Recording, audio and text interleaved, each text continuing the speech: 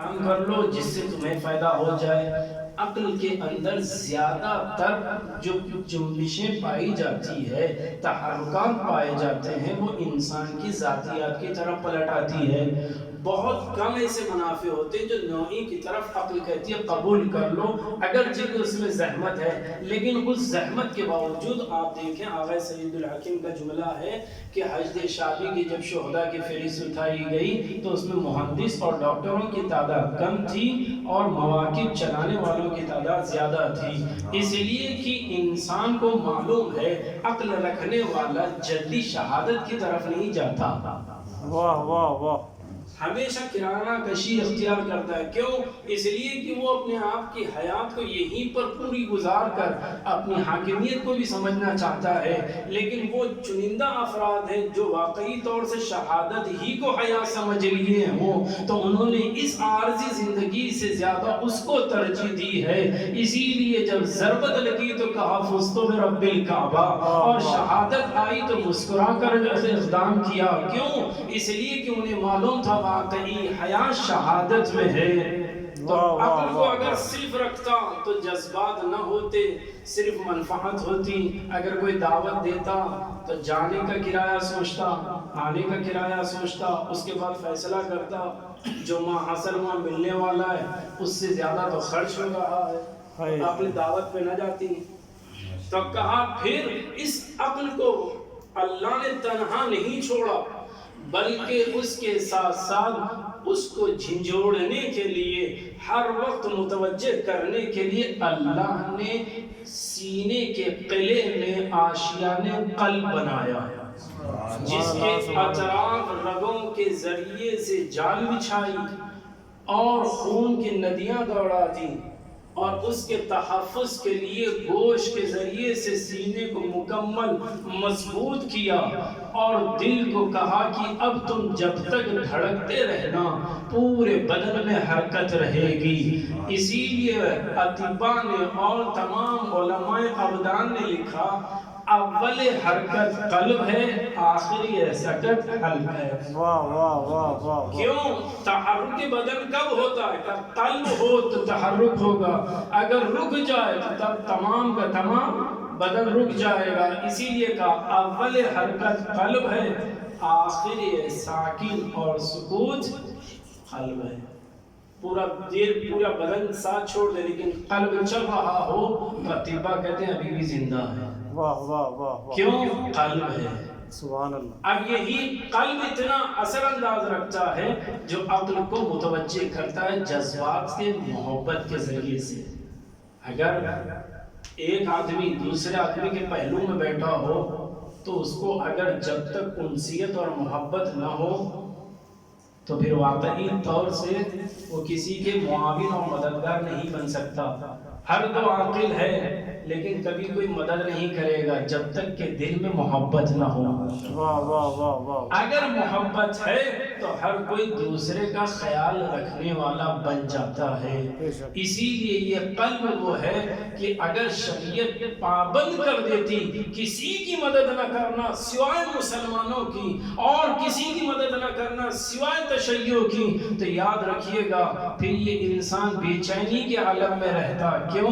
پیاسے کو دیکھتا تڑپتا رہتا، بھوکے کو دیکھتا بے چین رہتا، مجبور کو دیکھتا مضطر رہتا۔ اسی لیے شریعت نے کیا کہا؟ دیکھو دو تعامل رکھنا۔ کیسے تعامل دو رکھنا؟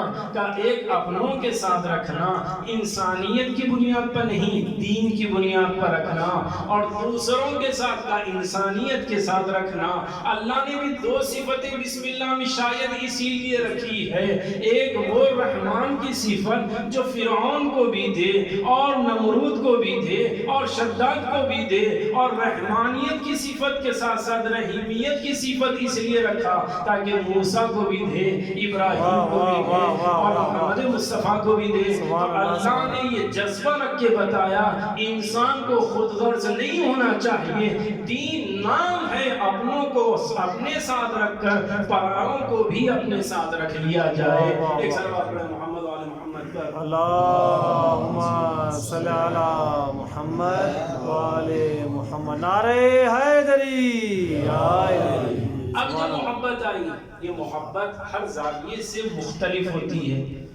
کلمہ محبت کو سمجھا جا سکتا ہے، بہت زیادہ وضاحتیں کی جا سکتی ہے، لیکن آپ کو بتا دوں کوئی مقدار محبت، کوئی آج تک پیمانہ پیدا نہیں ہوا، خلق نہیں کیا گیا، ایجاد نہیں ہوا، بنا نہیں، جس میں محبت کو تولا جائے. کس کی محبت کتنی ہے کوئی نہیں بتا سکتا، کس کی محبت کتنی ہے. لیکن ہاں عزیزوں، بعض جگہ مثالیں ضرور دی جاتی ہیں. مثالوں سے ممکن ہے کہ ہم قریب پہنچے، حقیقت تک نہ پہنچ سکیں، قریب ہو سکتے ہیں. کہ باپ کی محبت کو کیسے سمجھا جائے؟ تو عزیزو، حدیث کی روشنی میں امام فرماتے ہیں دعاء الوالد لولدہ، باپ کی دعا بیٹے کے حق میں ویسے ہے کہ دعاء النبی لامتہ، جیسے ایک نبی اپنے امت کے لیے دعا کرتا ہے، ویسے باپ کی دعا اولاد کے حق میں ہوتی ہے. تو پتہ چلا جتنی نبی ایک نبوت رکھتے ہوئے امت سے محبت کرتا ہے، اتنا باپ اپنے بیٹے سے محبت کرتا ہے. تو یہ قریب ہے. حقیقت محبت واضح نہیں ہو سکتی ہے کہ نبی کتنی محبت کرتا ہے امت سے. قریب سمجھا جا سکتا ہے کہ ایک باپ اپنی اولاد سے اتنی محبت کرتا ہے جیسے ایک نبی اپنی امت سے تمام اذیتیں سہ جاتا ہے صرف اس لیے کہ امت اچھی بن جائے. ویسے محبت کو قریب کیا جاتا ہے. کہ دوسرے ماں کی محبت کو کیسے سمجھا جائے؟ تو عزیزوں، ماں کے لیے کہا جاتا ہے، بہت سے علماء اعلام نے مثال بھی دی ہے، لیکن صرف قریب ذہن کے لیے کہہ رہا ہوں. ماں کی محبت کو سمجھنا ہو تو حدیث قدسی میں ایک اشارہ یہ آیا کہ اگر دیکھو موسیٰ، حدیث قدسی میں، اے موسیٰ جب دیکھنا اس چیز کی طرف کہ میں تمہیں وصیت کر رہا ہوں کہ تم کوئی کام کرنا تو یاد رکھنا ماں کے ساتھ نیکی کرنا. اور ماں کے ساتھ نیکی کرنا، اور ماں کے ساتھ نیکی کرنا. 3 مرتبہ کا، چوتھے میں مرتبہ کہا باپ کے ساتھ نیکی کرنا. اسی طریقے کی حدیث پیغمبر کے لیے بھی یہ پوچھا کسی نے کس کے ساتھ نیکی کروں؟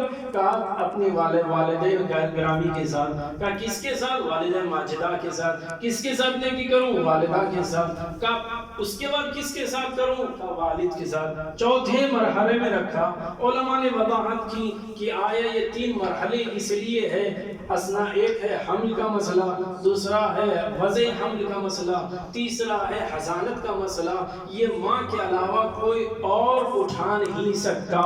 یہ جو مشقتیں ماں اٹھاتی ہے واقعی طور سے اسنا حمل ہو، وضع حمل ہو یا پھر حضانت کا مرحلہ ہو، کہ یہ ایک ایسا مرحلہ، تینوں مرحلے ایسے ہیں جس کا کوئی حق ادا کرنا چاہے تب بھی ادا نہیں کر سکتے. کہ پھر بھی محبت ماں کی واضح نہیں ہو سکی. کہ بس اتنا سمجھ لو کہ جیسے کوئی معبود اپنے بندے سے محبت کرتا ہے تو واقعی طور سے اس کیفیت کو واضح کیسے کیا جاتا ہے؟ کہ ویسے جیسے کہ ماں اپنے بیٹے سے محبت کرتی ہے. تو بس وہ جملہ کہہ دو کہ باپ کی محبت ایک نبی کی محبت ہوتی ہے، لیکن ماں کی محبت میں خدائی کی واقعی شمع آتی ہے. واقعی طور سے خدا ماؤں سے زیادہ چاہنے والا ہے، اس کی نظیر اور مثال نہیں دی جا سکتی ہے. قریب ذہن کے لیے کہوں کہ جہاں جذبہ اور اشعار مل جائے وحدانیت کو اور توحید کے محبت کو سمجھنے کا، وہاں ماں کی محبت پیش کی جاتی ہے. اور جہاں نبوتوں کو سمجھا جاتا ہے وہاں باپ کی محبت سمجھی جاتی ہے. اب اسی لیے یہاں پر تفریق کرتے ہوئے بعض فرزندان یہ سمجھتے ہیں ماں سے زیادہ قریب ہو جاؤ تو خدا کے ساتھ نبی بھی راضی ہو جاتا ہے. لیکن حدیث بدل کر کہتی ہے یاد رکھنا جنت ماں کے قدموں میں تو ہے، تمہاری جنت ماں کے قدموں میں ہے، لیکن اس جنت میں جانے کے لیے باپ کی رضا شرط ہے. جب تک باپ اجازت نہیں دے گا تو اس جنت میں جا نہیں سکتے. واہ واہ واہ واہ، نعرہ حیدری. اب یہاں پر سبحان آیا اللہ۔ تو اولاد آج محبت ماں باپ سے کیوں کرتی ہے؟ اس لیے نہیں کرتی کہ ماں باپ ہے، اس لیے کرتی ہے کہ ماں باپ کا احسان ہے یا نہیں ہے، ہمارا کام ہے کر دو تاکہ معاشرے میں نام آ جائے،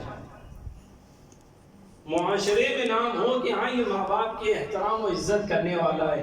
لیکن عزیزو، زندگی میں جو مقصد ہونا چاہیے اس کو چھوڑ دیا، بلکہ جنت کو جو مسکن ہے اس کو مقصد بنا دیا۔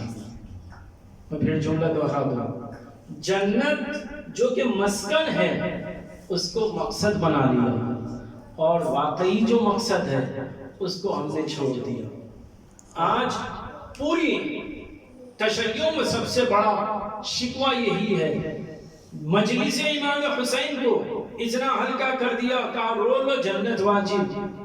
جنت کے لیے مجلس نہیں ہوتی، واہ واہ واہ واہ واہ، نماز پڑھ لو جنت مل جائے گی، نماز کے لیے جنت نہیں ہے، مقصد کو سمجھو۔ اس لیے کہ اگر مقصد سمجھ لیا تو یاد رہے جہاں رہیں گے وہاں جنت ہوگی۔ واہ واہ واہ واہ واہ واہ، سبحان اللہ۔ پھر شاید میں اپنی بات کو واضح کر دوں، جہاں رہیں گے وہیں پر جنت رہے گی۔ کا کیسے؟ کا کربلا میں سید الشہداء کا ساتھ دینے والوں نے کیا کیا؟ مسکن تلاش نہیں کیا، مقصد تلاش کیا۔ انہوں نے یہ نہیں دیکھا کہ جنت مل جائے گی چلو جنت میں، انہوں نے جنت سے زیادہ ترجیح دی خوشنودی الہی کو اور رضائے حسین کو۔ تو اب جہاں کربلا والے ہیں وہیں جنت ہوگی۔ اب جنت ان کی مشتاق ہے، یہ جنت کے مشتاق واہ نہیں۔ واہ واہ واہ، نعرے حیدری حیدری، واہ واہ واہ واہ واہ، جتنا انسان کا مقصد ہوگا خود بخود مسکن جنت بن جائے گا۔ دوسری دلیل دے دو عزیزوں، سبحان اللہ۔ دوسری دلیل کیا ہے؟ کہا یہ کہ اگر مرنے والا اسے نہ دنیا کی خواہش تھی، نہ مال و در کی خواہش تھی، نہ ثروت کی، نہ شہرت کا لالچی تھا، مرنے والا مرا ہے اس نیت کے ساتھ کہ میں اللہ کی خوشنودی کے لیے اور نبی کی رسالت اور نبوت کے ساتھ علی ولی اللہ کی امامت پر دم توڑتا ہوں، اگر اس نے دم توڑ دیا، چاہے کہیں پر بھی ہو، مشرق میں ہو یا کہ مغرب میں ہو، صحرا میں ہو کہ حضر میں ہو، کہیں پر بھی ہو، کہیں پر بھی دفن ہو جائے، تو امام کہتے ہیں اس کی قبر کیا ہوگی؟ کہ روضۃ من ریاض الجنہ۔ اور اگر وہ واقعی طور سے صحیح انداز میں نہ مرا بلکہ مخالفت خدا میں مرا ہے تو یہ قبر کیا ہوگی؟ کہ جہنم ہوگی، اور جہنم کا گڑھا ہوگا۔ تو اب سمجھ میں آیا، اگر انسان مقصد سمجھ لے تو مسکن خود بخود جنت بن جائے گا۔ واہ واہ واہ واہ، سبحان ایک اللہ سلام سبحان محمد اللہ۔ وعلی محمد۔ اللہم صلی علی محمد وعلی محمد۔ ایک لطیف بات عرض کروں، اس کے بعد مسائل کی طرف آ جاؤں۔ کتاب کا حوالہ پہلے ہی دے دوں تاکہ بات مورد اختلاف میں نہ آئے۔ مرحوم طالب جوہری صاحب رحمۃ اللہ علیہ حدیث کربلا نامی کتاب مقتل کے متعلق اردو زبان والوں کے لیے لکھی۔ انہوں نے جس سے زیادہ نقل کیا ہے وہ ہے شیخ فضل علی قزوینی رہے، جن کے 3 جلد کتاب موجود ہے کربلا کے متعلق۔ اس کے اندر ایک خطبہ نقل ہے اصل کتاب میں شیخ فضل علی قزوینی کی۔ اس میں کیا لکھا ہے؟ کہتے ہیں کہ سید الشہداء سلام اللہ علیہ مدینے سے جب نکلے ہیں تو خطبہ ارشاد فرمایا۔ جب خطبہ ارشاد فرمایا تو اس میں امام نے اشارہ دیا، اس پر پوری مفصل گفتگو انہوں نے کی ہے، آپ دیکھ سکتے ہیں۔ کیا کہا کہ میں جا رہا ہوں کربلا کی طرف اور مجھے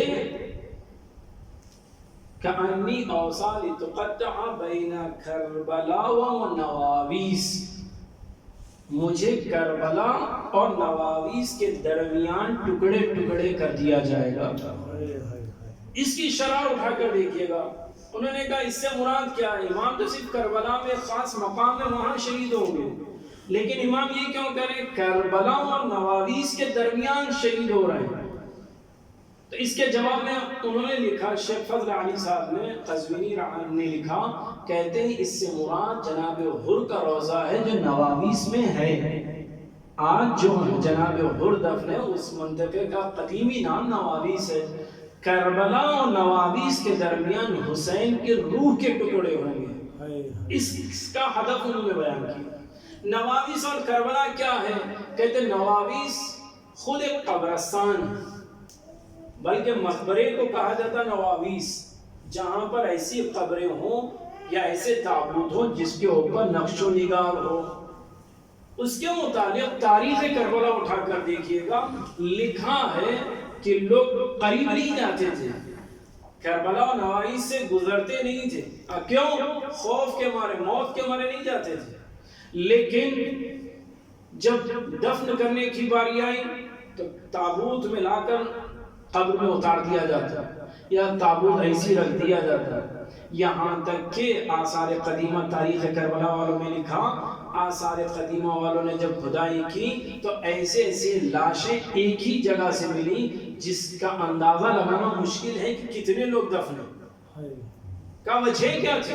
کا تاریخ کربلا میں لکھا ہے کہ لوگ جب نواویس اور کربلا کے درمیان سے پل گزرا ہے تو حیبت کے مارے اس پل پر سے جنازہ پھینک دیتے اور چلے جاتے، دفنانے کی بھی زحمت نہیں کرتے۔ اتنا خوف زدہ ماحول تھا، جس کے لیے آقا حسین نے لکھا کہ اگر نواویس کی مٹی اٹھا کر آگ میں ڈالی جائے تو اس سے بھی مردے جلنے کی بو آتی۔ اتنا خطرناک ماحول اس زمین کا، اس خاک کا تھا، جہاں پر لوگ گزرنے کے لیے ڈرتے تھے۔ کیوں؟ اس لیے کہ ان کا مقصد واضح نہیں تھا۔ لیکن دور دراز رہنے والے جب آئے، نیت اتنی خالص تھی، توحید بچا لے گئے، نبوتیں بچا لے گئے۔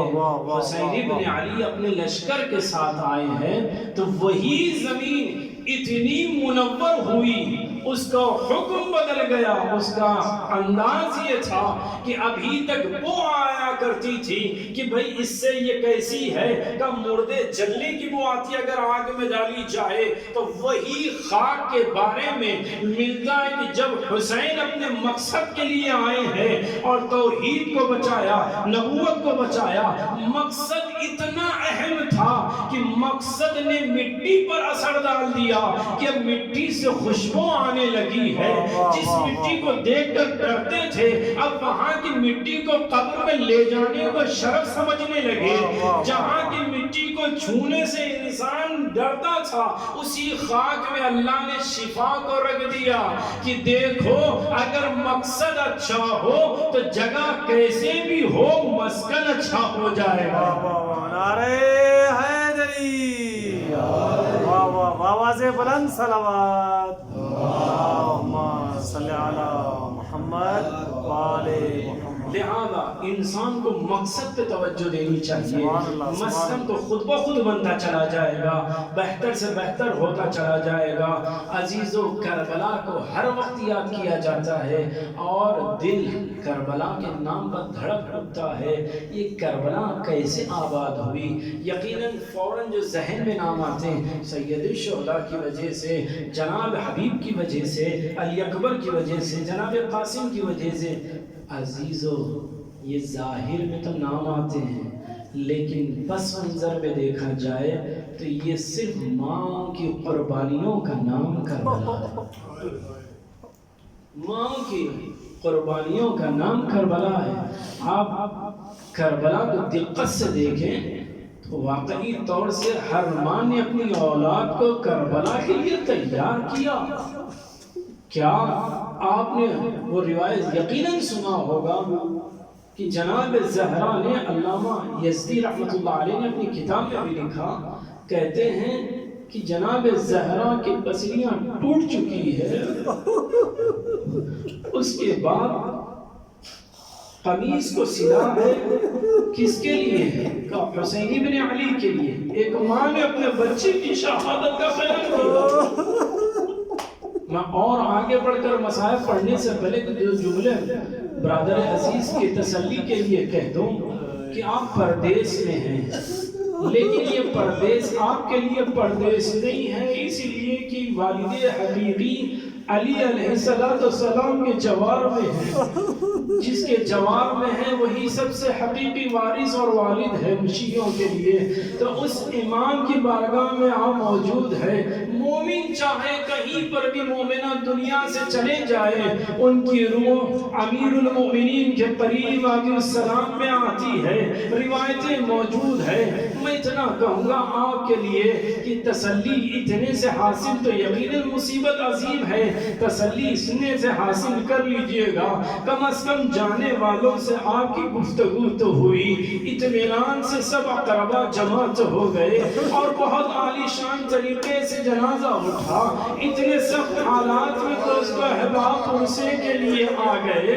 بھائی مصیبت عظیم ہے، بھائی پرسہ قبول کر لو، یہ سب دینے کے لیے آ گئے۔ ذرا سا اس ماں سے پوچھیں جب حسین دیکھ رہی تھی،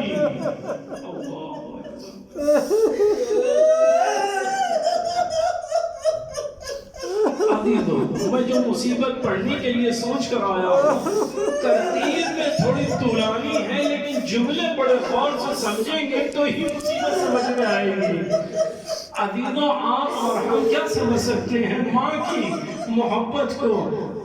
جس زہرا نے علی سے یہ نہ کہا میری پسلی ٹوٹ گئی، جس بی بی کا ہاتھ کبھی پہلو سے جو اٹھتا نہ تھا، 18 سال کی جوان بی بی عصا لے کر کمر جھکا کر چلتی تھی، وہ ایسی بی بی جب اپنے بیٹوں کو گردوں غبار میں دیکھا، خود علی کہتے متکئن علی الجدار، سہارا دیوار کا لیا، خود بیٹھ گئی، حسنین کو نہلایا، نیا لباس پہنایا، غذا کو تیار کیا۔ علی قریب آ کر کہتے زہرا خیر تو ہے؟ کہا علی آج کے بعد سے میرے بچوں کو ڈانٹنا نہیں۔ علی میرے بچوں کو نہ ڈانٹنا، علی میرے بچوں کو گھرکنا نہیں، علی میرے بچوں کو سنبھالنا۔ حکایتاً یہ جملہ عرض کر رہا ہوں، شہزادی نے کہا علی سب تو سمجھ جائیں گے لیکن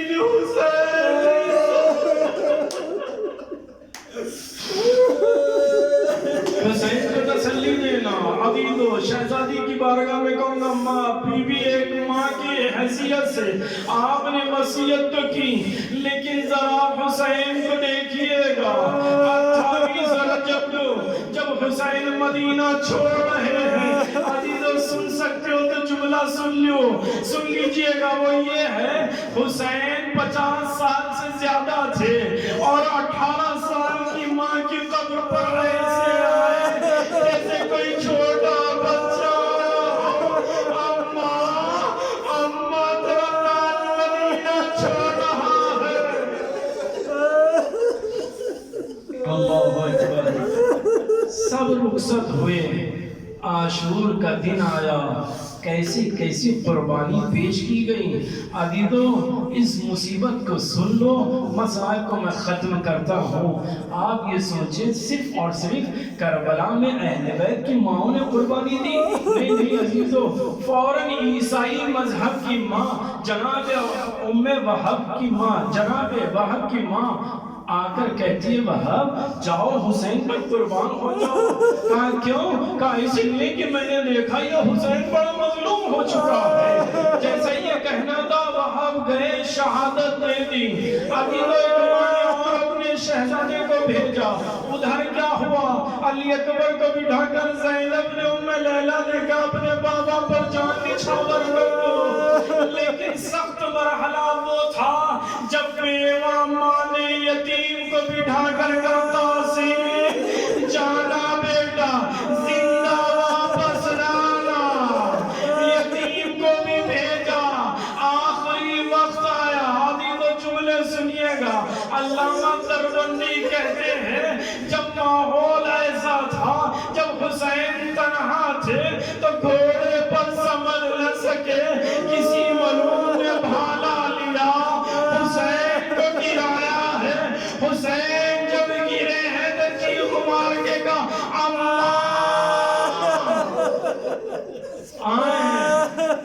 ابھی تو علامہ دربندی کی روایت سن لیجئے گا، مسائل طولانی ہو جائے تو مجھے معاف کرنا۔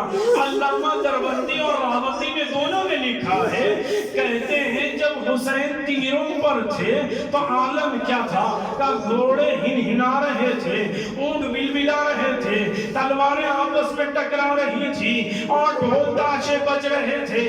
کسی نے حکم دیا کہ جاؤ حسین کا سر قلم کر لو، ایک آگے بڑھا واپس آیا، شمر آخر میں گیا، لیکن روایت کا چولہ علامہ راوندی لکھتے ہیں جلس شمر علی صدرے، اور حسین کے سینے پر بیٹھا۔ جملہ بڑا عجیب ہے، وَضَحَكَ الْحُسَيْنِ، وَضَحَكَ الْحُسَيْنِ۔ انصاف سے بسائیے، آپ بھی تو اصول کافی پڑھے ہوں گے، بسائر و درجہ بہترین کتابیں پڑھے ہیں۔ معصوم تبسمہ، مسکراتے ہیں، ضحکہ نہیں کرتے، جلدی نہیں کرتے۔ ضحکہ نبی کے لیے ایک یا دو بار ہوا ہے اور یہ لفظ استعمال نہیں ہوا کہ یہ ضحکہ کیا ہے، کہ جب انسان ہنستا ہے تو نوکیلے دانتوں کے بعد والے دانت ضواحک نظر آتے ہیں، تو ضحکہ کا مرحلہ آتا ہے کہ ایسی سچویشن کے لیے، ایسی کیفیت کے لیے ضحکہ کا لفظ استعمال ہوتا ہے کہ سینے پر شبر ہے۔ اب ضحک الحسین کیوں ہے؟ علامہ راوندی کہتے شاید شہادت قریب ہے، حسین خوش ہو رہے ہیں۔ علامہ دربندی نے کہا نا اس لیے نہیں، کہ پھر کیا تھا کہ 6 مہینے کے بیٹے کو جب تیر لگا وہ مسکرایا، میں اس کا باپ ہوں، میں تو ہنسوں گا۔ لیکن علامہ نجفی لکھتے ہیں نہ میں یہ احتمال مانتا ہوں نہ میں وہ مانتا ہوں۔ پھر کیا تسلیم کرتے ہیں کہ جب شبر سوار ہوا ہے، نبی نے امامہ پھینکا، حسین نے نانا کو دیکھا، بابا کو دیکھا، بھائی کو دیکھا، لیکن جیسے ہی ماں کو دیکھا، اماں حسین کا بھول گئے، ہنس کے کہتے اماں رونا نہیں، اماں تماچے نہ لگا۔